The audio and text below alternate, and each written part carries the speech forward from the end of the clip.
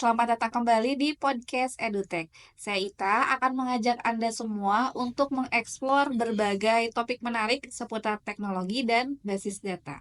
Hari ini saya sangat senang sekali karena kita kembali kedatangan tamu yang sudah pernah berbagi ilmu dengan kita sebelumnya. Kalian masih ingat dengan Bapak Ramdan, staf IT di Rumah Sakit RSI Ashifa? Nah, hari ini beliau kembali hadir untuk memberikan wawasan lebih lanjut tentang penerapan basis data terdistribusi, terutama di sektor kesehatan. Selamat datang kembali Pak Ramdan, senang sekali bisa berjumpa lagi. Terima kasih Bu Ita, senang sekali juga saya bisa berjumpa kembali di podcast EduTalk ini. Perkenalkan, saya Ramdan Saifur Rahman, saya praktisi IT di Rumah Sakit Islam Ashifa Sukabumi. Baik Pak, di episode kali ini kita akan berdiskusi tentang basis data Ya, terdistribusi ya. Sebagaimana yang kita sudah tahu bahwa basis data terdistribusi ini merupakan sistem di mana data tersebar di beberapa lokasi ya, tetapi tetap terlihat dan dikelola sebagai satu kesatuan. Nah, mungkin Bapak Ramdan bisa menjelaskan lebih lengkap ya mengenai cara kerja dari data terdistribusi ini seperti apa. ya. Untuk database ataupun sistem basis data terdistribusi ini merupakan sebuah kumpulan data logik yang sering berhubungan antara satu sama lain, yang terhubung melalui jaringan begitu, dan bisa diakses dimanapun, entah itu bersifat lokal ataupun dengan departemen di luar rumah sakit begitu. Seperti ya, Pak. Kalau di rumah sakit sendiri nih ya, Pak, itu kan pasti ada banyak sekali data yang dikelola. Nah, Betul. bagaimana sih si sistem basis data terdistribusi ini diterapkan di rumah sakit, khususnya di tempat Bapak bekerja sekarang? Bisa Bapak ceritakan mungkin sedikit tentang pengalaman di sana? Ya, baik. Memang untuk sistem basis data terdistribusi ini, ya, bisa kita ambil cakupannya itu apakah yang bersifat sempit ya dalam hal ini lokal, ya, Mhm. di database rumah sakit yang memang database rumah sakit itu tersentral dalam suatu server. Kemudian server itu nanti akan terhubung pada beberapa klien di setiap unitnya. Iya. Itu untuk yang skop yang terkecilnya. Untuk skop yang lebih luas lagi, rumah sakit tidak hanya mengandalkan database yang ada di lokal, tetapi rumah sakit juga diwajibkan memang untuk bisa terhubung dengan departemen yang lain di luar rumah sakit, seperti halnya BPJS Iya. dan juga Kemenkes begitu. Oh, iya. Berarti bukan hanya dari database internalnya saja ya, Pak, Betul, tapi dengan database yang eksternal pun ya, juga ada ya. ya, Oke, wah menarik sekali nih ya, Pak. Jadi setiap bagian juga nih ya bisa langsung mengakses data ya tanpa harus bolak-balik misalkan ke departemen satu ya, ataupun ke departemen yang lain betul, ya ataupun dari perusahaan yang saling terintegrasi tadi ya, ya betul. yang ada kerjasamanya seperti dengan BPJS misalnya. Nah, kalau begitu apa sih kelebihan utama ya dari sistem basis data terdistribusi ini jika dibandingkan dengan basis data tradisional Ya, yang biasanya dipakai? ya. Memang untuk basis data terdistribusi ini, ya, kelebihan yang paling dominan, yang paling mencolok adalah semua data tersentral dalam server, ya, dan proses pencarian data, pengelolaan data, istilahnya CRUD ya, create, read, update, delete, semuanya itu dapat dilakukan dalam satu waktu. Misalnya ketika ada proses pendaftaran, data itu sudah masuk dan bisa dikelola oleh bagian entah itu rawat jalan kah atau rawat inap atau bahkan IGD sampai ke bagian akhir di keuangan. Terutama untuk pasien BPJS itu karena kita perlu yang namanya klaim BPJS ya. Jadi ketika kita misalnya berobat Iya. BPJS itu kan secara yang kita rasakan itu gratis gitu. Oh iya, Padahal sebetulnya itu tidak gratis. Artinya tapi adalah kita bekerja, kita kita berobat itu dibayar uangnya subsidi. Iya, disubsidi dibayarkan oleh pemerintah gitu. BPJS Kesehatan. Iya, jadi tetap dibayar. Betul. Nah, proses klaim itu perlu yang namanya database terdistribusi atau istilah lebih lanjutnya adalah bridging web service begitu. Oh iya. Nah, begitu ya, Pak. Jadi, saya juga bisa membayangkan ya, Pak, bagaimana mudahnya gitu ya, ini bisa mempermudah, dari segi operasional khususnya Betul. rumah sakit ya Ya, dalam kegiatan sehari-harinya seperti apa.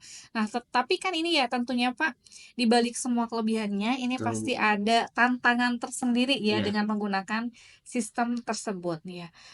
Kira-kira apa sih Pak kekurangan ataupun kendala yang biasanya terjadi nih ketika menggunakan basis data terdistribusi? ya.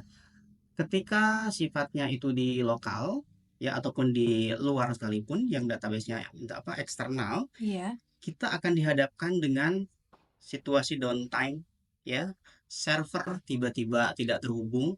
Misalnya server kita normal tapi server di BPJS atau Kemenkes misalnya mereka sedang down. Itu juga akan terkendala ketika kita melakukan proses sinkronisasi misalnya pengecekan nomor BPJS pasien tertentu, ternyata di servernya error. Itu tidak akan muncul datanya seperti itu. Atau misalnya kekurangannya ketika kita mau terhubung pada server yang ada di luar, itu kita butuh akses, Bu. Mmm, Butuh akses seperti halnya username dan password ya. Dalam hal ini BPJS juga lebih rinci lagi, lebih detail lagi, keamanannya luar biasa. Itu ada istilahnya cons ID, user key, kemudian ada enkripsi ya. Karena memang untuk menjaga keamanan data ya. Karena resiko apa pencurian data kan sangat besar sekali ya jangan sekarang iya. dan memang BPJS juga punya andil yang cukup besar gitu ya untuk mengamankan data-datanya Iya. begitu. Cukup serius juga ya, Pak, Iya, ini mengenai tantangan tantangan yang bisa terjadi ya di penggunaan dari basis data terdistribusi yang Bapak jelaskan iya, tadi ya. Nah, jadi untuk memastikan data supaya tetap aman, kemudian konsisten, iya. ini juga tentunya sangat penting ya, Pak. Lalu ada nggak sih, Pak, strategi yang biasanya diterapkan nih di berbagai organisasi, khususnya di tempat kerja Bapak gitu ya, untuk mengatasi terjadinya tantangan tersebut ataupun kendala-kendala tersebut ya? Kira-kira mungkin bisa dicontohkan seperti apa? Ya, untuk mengatasi beberapa tantangan ya karena biar bagaimanapun zaman semakin berkembang gitu, teknologi harus semakin baik dan kemampuan pertama adalah kemampuan sumber daya manusianya, Iya. tingkat pengetahuannya juga harus terus di up kembali ya, up to date kembali pengetahuannya.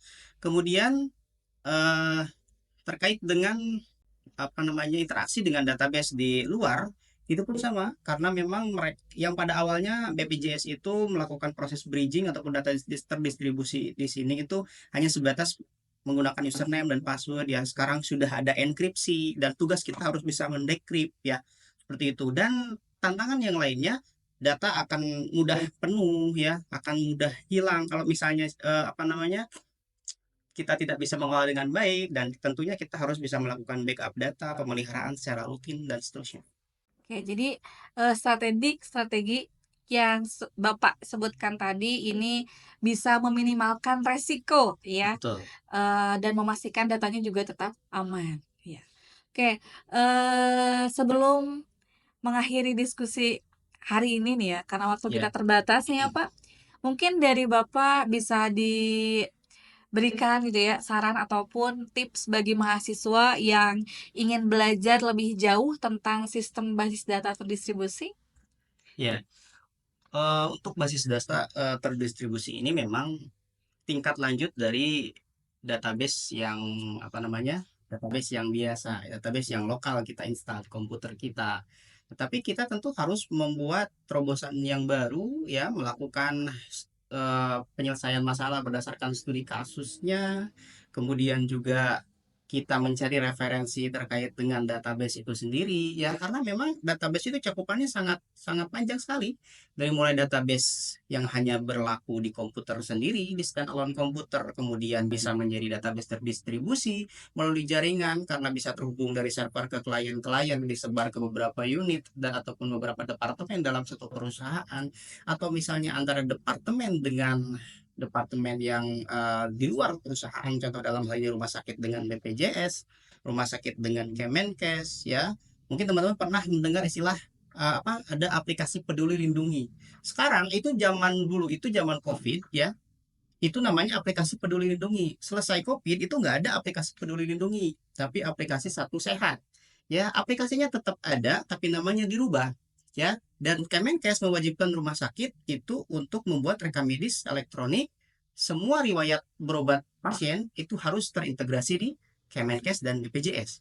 Begitu. Jadi tentu harus terus mengupgrade kemampuan teman-teman ya, melakukan semuanya berdasarkan kasus, tidak hanya sebatas teori, tetapi apa namanya? Harus terus mengupgrade kemampuan teman-teman melalui referensi ya, mencari referensi yang banyak, sharing kepada orang-orang yang memang berpengalaman di bidang itu, Ya, gitu. berarti sering berlatih, kemudian juga mengikuti sertifikasi mungkin Iya, ya Pak, khususnya di bidang basis betul. data. Iya, Baik, terima kasih banyak Pak Ramdan atas semua informasi yang telah dibagikannya di iya, diskusi kita hari ini. Semoga pendengar, terutama mahasiswa-mahasiswi yang menyaksikan podcast kali ini bisa mendapatkan insight yang bermanfaat dari podcast kita iya. ya. Baik, terima kasih. Sampai jumpa di episode selanjutnya.